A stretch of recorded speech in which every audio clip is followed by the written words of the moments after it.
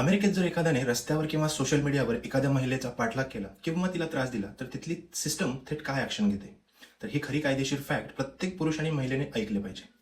नमस्कार मित्रांनो, अमेरिकेतील कायदा आणि वास्तव या सिरीजच्या 7व्या भागात आज आपण एका अत्यंत संवेदनशील आणि महत्त्वाच्या विषयावर बोलणार आहोत. तो म्हणजे महिलांची सुरक्षा आणि छेडछाड.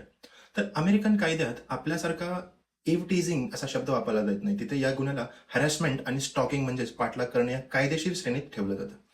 तिथली पहिली सर्वात मोठी फॅक्ट म्हणजे जर एखाद्या महिलेला रस्त्यावर कोणी वारंवार टोमणं मारत असेल, पाठलाग करत असेल किंवा अश्लील हातवारे करत असेल किंवा तिचा काही गैरफायदा घेत असेल, तर त्यावेळी जर त्या स्त्रीने, त्या महिलेने तत्काळ पोलिसांना जर फोन केला तर तिथले पोलीस या तक्रारीला सर्वोच्च प्राधान्य देतात.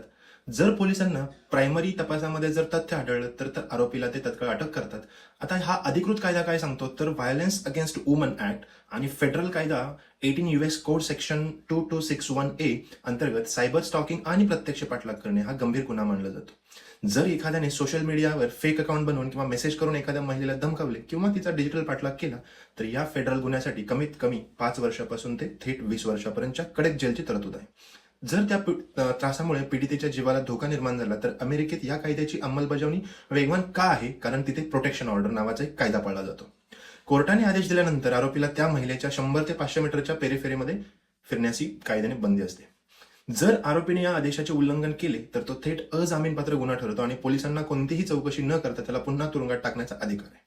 थोडक्यात सांगायचं तर अमेरिकेत महिलांच्या सुरक्षेबाबतचे कायदे फक्त कागदावर नाहीये, तर हायटेक ट्रॅकिंग आणि जी काही तत्काळ जी पोलिसांची ऍक्शन असते तर तिथे ती महिलांचा छळ होण्यापासून वाचवते.